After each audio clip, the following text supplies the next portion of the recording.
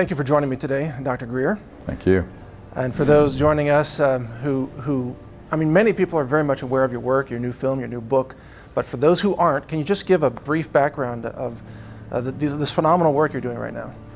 Well, Unacknowledged is the name of the film and the book, and it comes from the first word in a level of classification in top secret projects known as Unacknowledged Special Access Projects, or USAPs.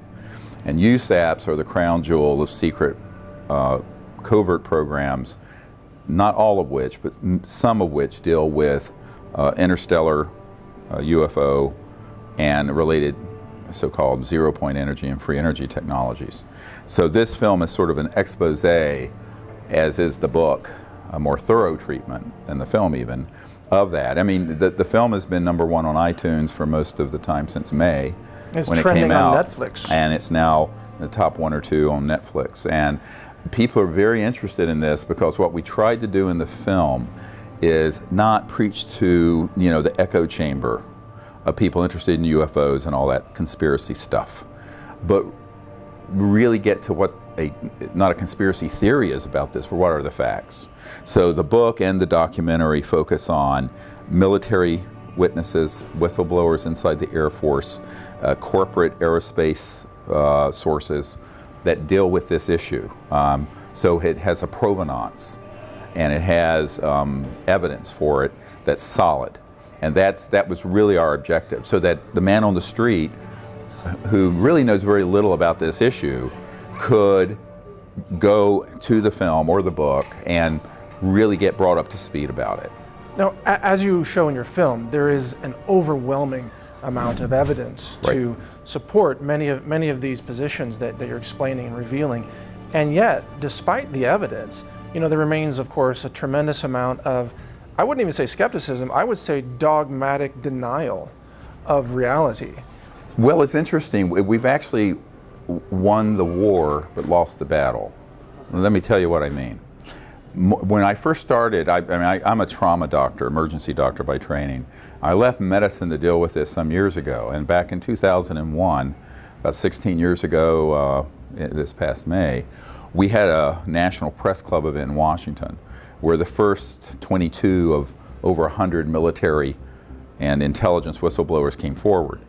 Now that event was seen by hundreds of millions of people all over the world, but the intelligence community globally, and in the US particularly, reached out to the big media and said, don't do follow-up on this. Yes. All right, now this we can prove. Now, interestingly, what that means is that when we started this effort, maybe 25 to 30% of the public thought UFOs were real and the government was keeping something secret. Now it's up near 60%. 43% of the public thinks we're currently being visited by interstellar civilizations, which we are. So this is something where we've, in a sense, won the war, but the battle of conventional wisdom and the media, that we haven't won, because contrary to what people believe, and I think that this is a central point to anyone listening right now. I couldn't have said this on May 9th when the film came out. I can say it here in September of 2017. That one of the central tenets of the film is that the military and intelligence community have folks in the major media who will spike or kill stories related to this. Now, no less a figure than a man who for almost a decade was a senior Air Force Office of Special Investigations, a counterintelligence official. Doty? Richard Doty, in the movie States Point Blank, that he used to carry bags of cash to people in regional, local, and national media. Oh, that's right. All right? Yes. To alter stories, to stop it from being covered, whatever. Yeah. Now, we also have Daniel Sheehan, who's a constitutional attorney. He did the Pentagon Papers, the Silkwood case, the Kerr-McGee case. It's Silkwood, if you've seen the movie. He's been our constitutional attorney since '01. He was involved in a project where he saw a document where there were 42 different people on the payroll of the CIA who were senior editor, particularly national security people, in the media around the world.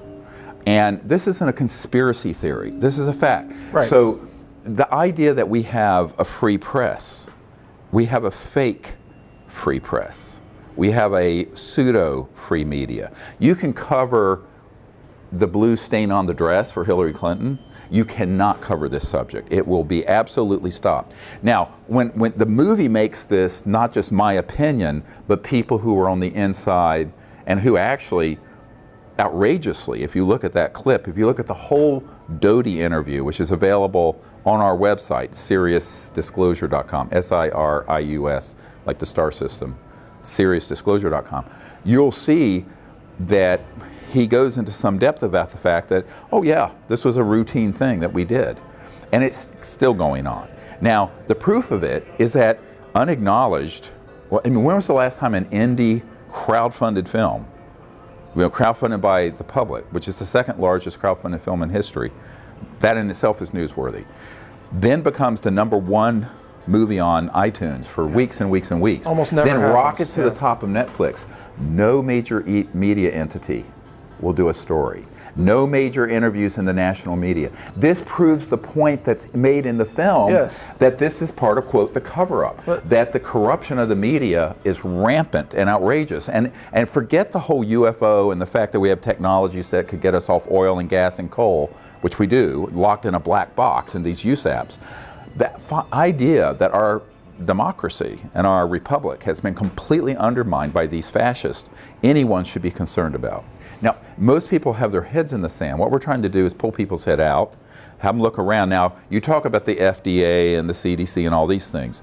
Those would be like the minor cover-ups. The crown jewel of the cover-ups, the disclosure of this information, #1, that we're not alone in the universe, which 70% of the public believe that, but that we've been visited, that we have acquired technologies that we've studied from but not only human research, starting back in the 20s and teens of the 20th century, but also from studying extraterrestrial vehicles that we've downed using electronic weapons and reverse engineered, that those technologies have been fully studied and have been reproduced and were fully operational by October 1954. So they've stolen our future. They've stolen, hijacked it. I call it's the what lost could have century. been. Yes. We could be living in greater abundance, in perfect health, over unity, energy. Yep. This documentary and book prove they exist. Would completely upend the power structure. And those folks don't want it upended. They want to maintain the hegemony of the petrodollar centralized economic system. I call it the slave system, that we're actually slaves living on someone's plantation. It's just not acknowledged anymore. So the alteration of the macroeconomic order into something of this big of a change would mean that every man, woman, and child village around the world would be energy self-sufficient, right, agriculturally self-sufficient. You're talking about the mass decentralization, right, of technology putting into the hands, right, of people all over the world. And yet what we are witnessing today with the media consolidation of power, economic consolidation of power, and so on, is the centralization or the monopolization of power. Right. And the powers that be are now succeeding through Google, Facebook, the NSA fronts. They're succeeding now in dominating not just the economies of the world, but the very narratives, the ideas, what you can debate about, or what you will be caught saying, searching on Google or using right, an email. Right. So how do we now, is there a way that humanity can overcome that? Oh, sure. How Absolutely. do we do that? So I'm an emergency doctor, and we do something called triage. Okay, so for me as a doctor, looking at the triage, what we have to do, this is the top of the list, is to disclose this information, bring out the technologies that are, and put them into peaceful energy generation and completely transform the planet. It's eminently doable, but it can't be done by one man or two or three. We're going to have to get a lot of people involved, and we're going to have to get some people who are also going to walk the talk financially. You find there are all these sort of pseudo fixes for the environment. Trillions going into solar and wind farms. Notice those are centralized utilities. Right. And GE and all these big corporations. No one's putting any funding into the actual solution. Of course not. Because that would upset that whole structure. It's like there's no funding going into actual cancer cures. Sure. They need cancer to continue the cancer industry. Right, and the more we pollute the planet, the more people cancer rates go up. Even though you find it's like whack-a-mole medically. But this keeps their system going. On the environmental way, if you look at the entire global biosphere, we're doing whack-a-mole environmentally. You know, we're basically spitting in the face of a Category 5 hurricane, and it's just blowing right over us. But I mean, all the solar, all the wind, all those sort of solutions. It's too little. It's too late. And so what this movie and book are saying is, let's keep our eye on what the objective is. But to get there, it can't be some secret tech company in Austin or someplace doing a secret energy device. Because guess what? The people who have done that have had their technology seized under national security orders. Patents are always seized. And if you look at the movie, there's a report from the Federation of American Scientists, mainstream organization, came out in 2010, 7 years ago, that said that there are 5,135 patents that have been seized under national security order. So most people who work on these technologies try to do the conventional business model, venture capital model, tech model, and they always fail. Yes. So what I'm saying is, let's learn from history, not repeat it. And let's put together a solution. Now, that solution is, we may not have the perfect, if you look at the movie, this Air Force intelligence officer says, out of one of these interstellar craft, there was about an 18-inch rectangular translucent object that you could run a wristwatch or a whole city off of that was pulling energy from the zero-point energy field. And that's true. We may not come up with that in 2 years, but we could come up with something that would run your house, business, and car with no pollution and off the grid and no public utilities. Dr. Greer, in one of your YouTube videos that we did a story about on National News, you were talking about a possibility, correct me if I'm not paraphrasing this correctly, but a possibility that the advanced technology that our government owns could be used to fake contact or to create theater for the purpose, I believe, of a mass manipulation. Sure. So between 1953 and now, there's 64 years. If you look at the 1953 document from Bedell Smith, the CIA director, it talks about the psychological value of the UFO subject. Now, this was around the time they mastered gravity control. They had all these projects going, and they realized that the people, some 5% of the public have seen a UFO.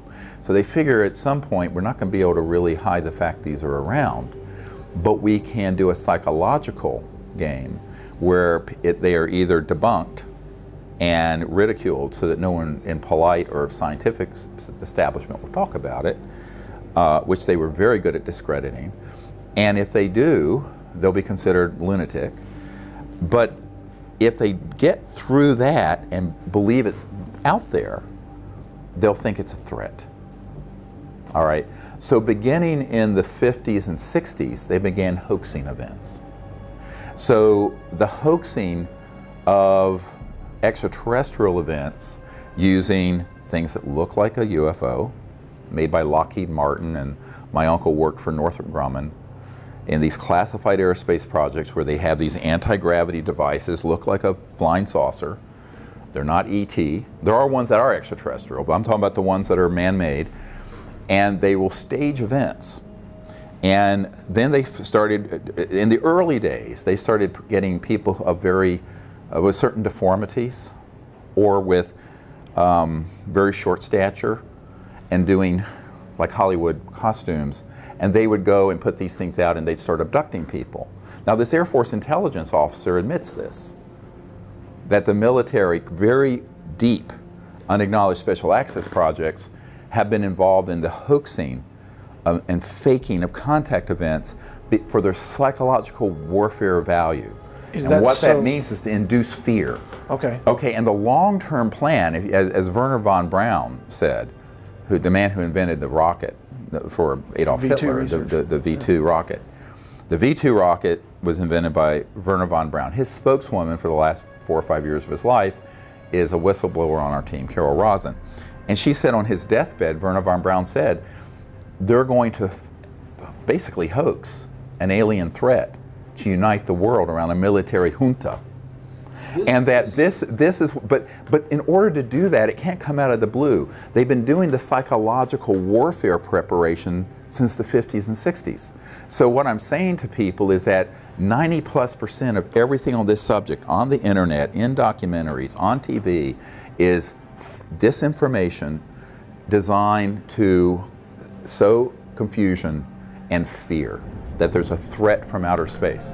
Now, one of the things about this that's always so amazing to me, and it shows how little critical thinking there is in the UFO field, frankly, and in the New Age field as well, is that any interstellar civilization that was hostile, coming across our little planet, beginning to detonate atomic weapons in 1945, could have shut this whole baby down in a nanosecond. Sure. All right, because you're talking about faster than the speed of light travel, faster than the speed of light electronics, communication, and weaponization. Advanced so if they wanted to actually fix that problem, it would have been point, set, match in 1945. They haven't. And the reason these interstellar civilizations haven't is that, it sounds like the prime directive in Star Trek, but it is. They don't interfere unless they absolutely have to. All right? Now, they're just like, I tell people the analogy that people can kind of relate to is how successful was our implementation and foisting of Jeffersonian democracy on Afghanistan after 16 years of running around in the desert? Not much. So you cannot impose from an outside, higher developed civilization onto a less developed civilization. We have to evolve from within, all right? Consciously, spiritually, technologically. And if it's imposed from outside, it'll fail. But the intelligence community has seized on the vacuum, the lack of critical research and thinking in this area, to do all kinds of staged and hoax events that scare the hell out of people. So the average person I run into on the street go, oh yeah, but aren't you afraid of being abducted?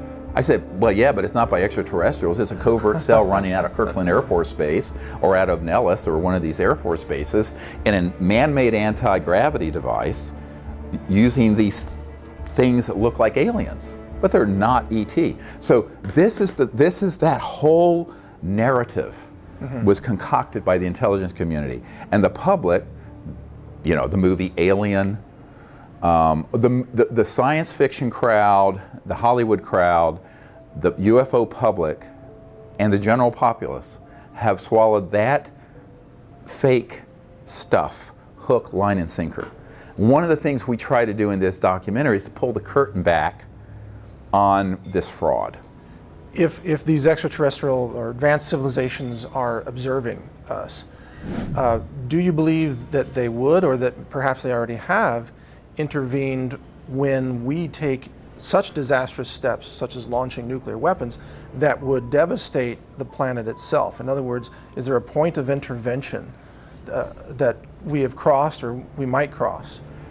Well, this is a very difficult thing to talk about, but what you'll see is that beginning in the 40s and 50s, there was a presence, overflight presence, and reconnaissance presence of every single atomic and nuclear weapons facility everywhere, not just in the US, but also in France, Great Britain, Russia, etc.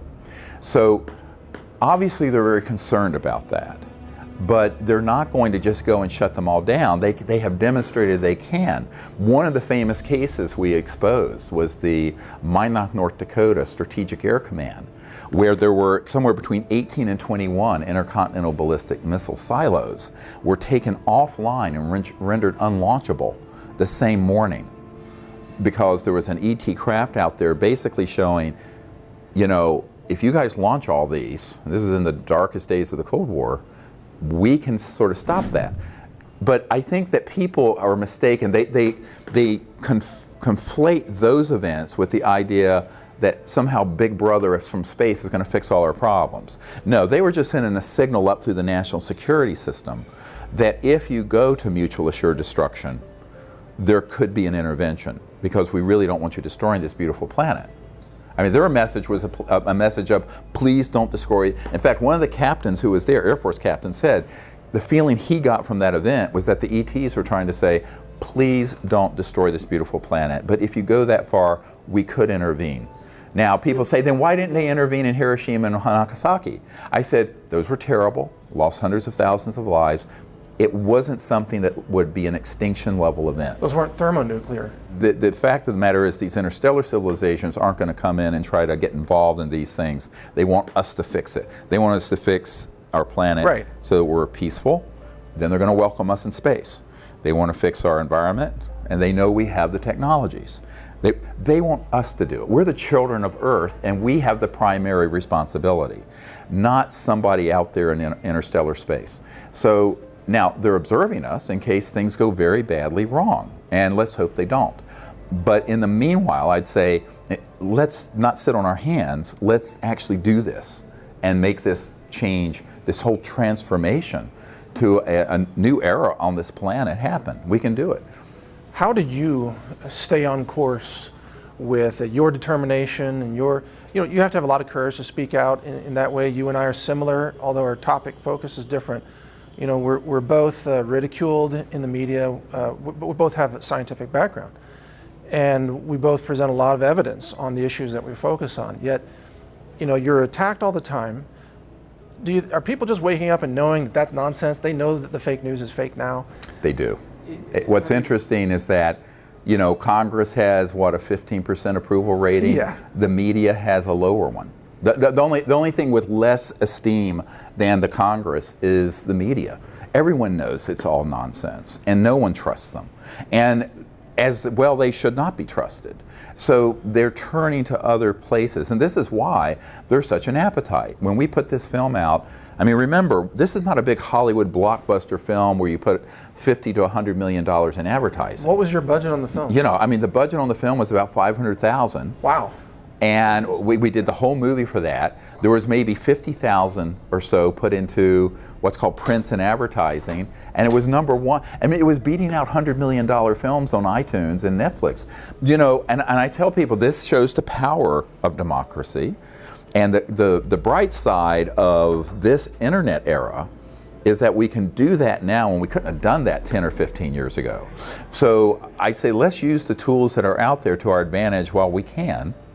And let's go to this next step where we put together a healing program for the planet.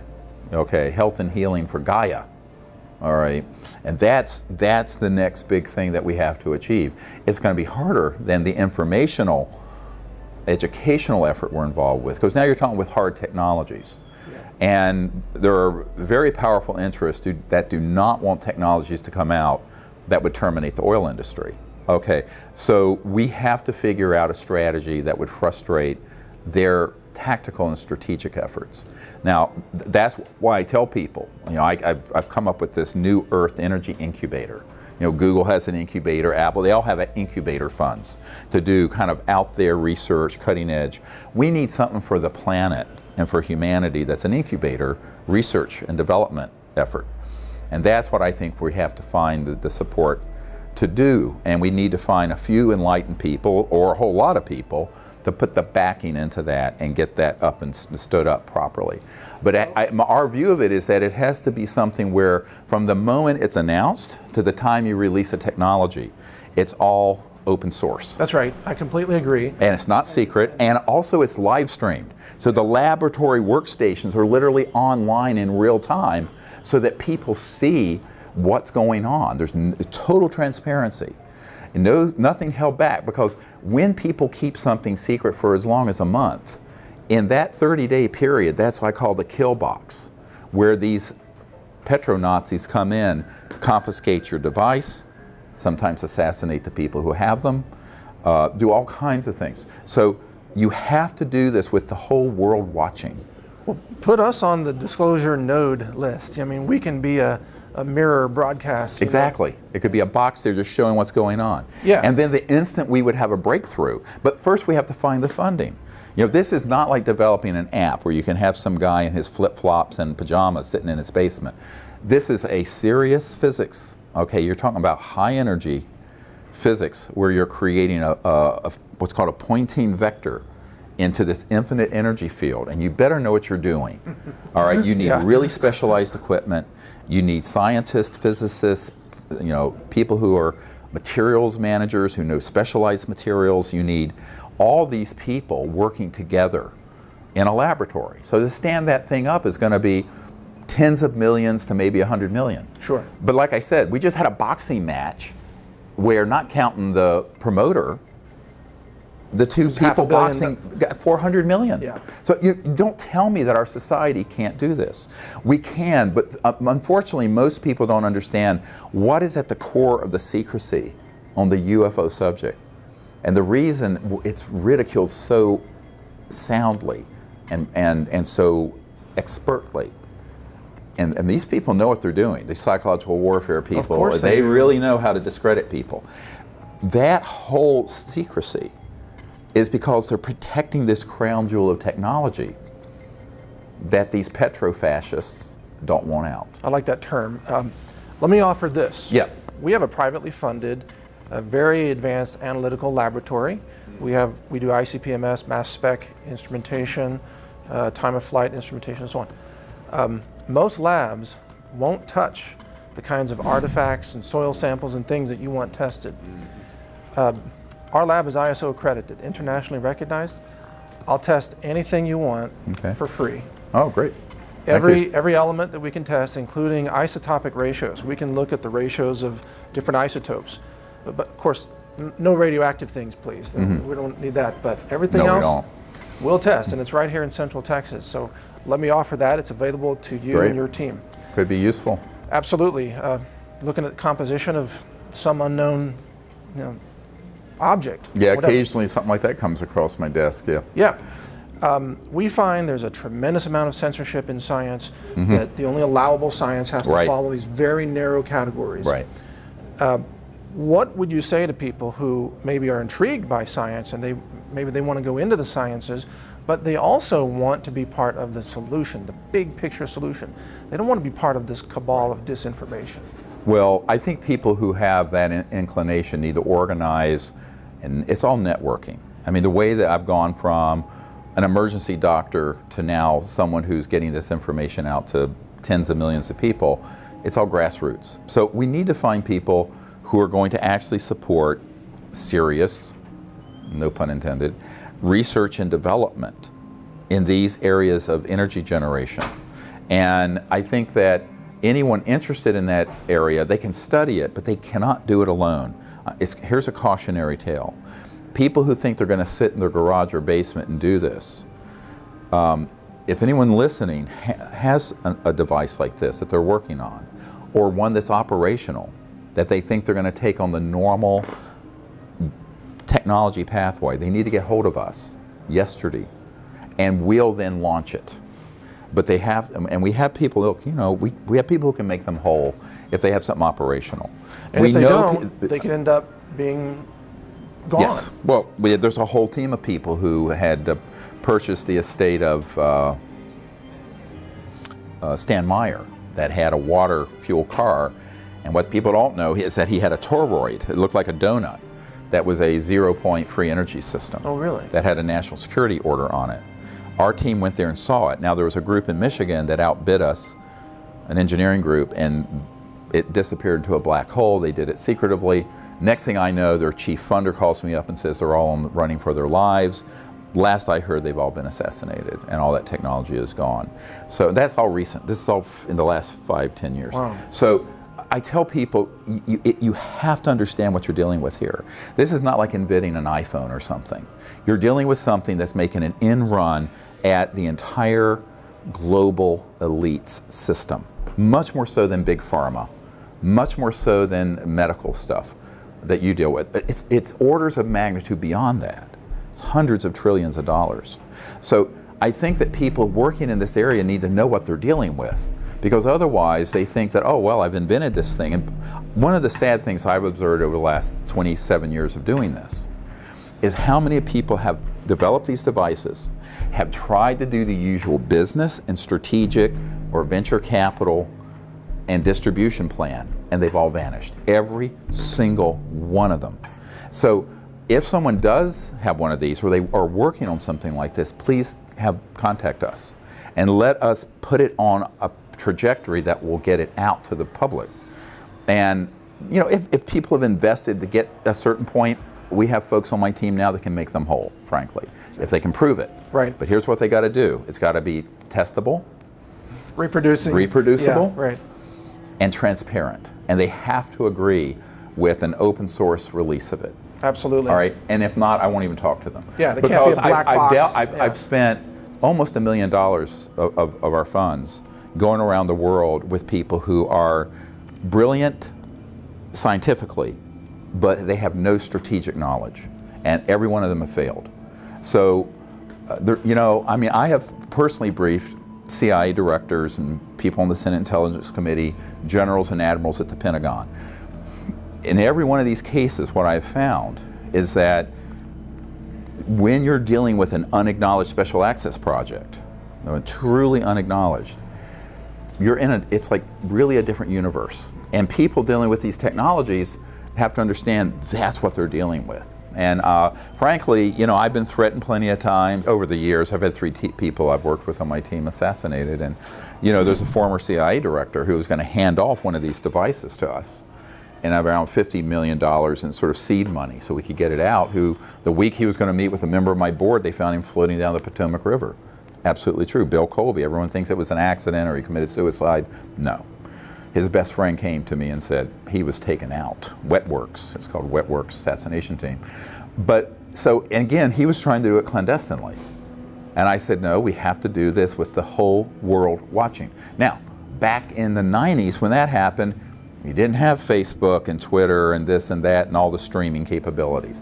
Now we do. We have the tools now that we didn't have 10 years ago. So I tell people, let's use them to our advantage this time. Peer-to-peer news distribution that doesn't go through Exactly. Google, doesn't go through Facebook. All right, lastly, to wrap this up, I want to acknowledge you and your work and thank you for what you're doing. Oh, thank you. And I want you to let you know that myself and millions of people who will eventually watch this really appreciate you sticking to your beliefs and not being one of those who gives in, compromises, gets bribed, gets silenced, because those people don't matter. It's people like you who stick to your guns who really change the world. So thank you. Thank you. And you have to have that kind of vision. And people tell me, what makes you tick? I say, well, I have a vision where I can see past the current state of the world to a planet that is at peace, has no poverty, the environment's pristine, but high tech, but decentralized, completely decentralized. That is doable today. And so that's a beautiful world that we could have. And then we can go interstellar.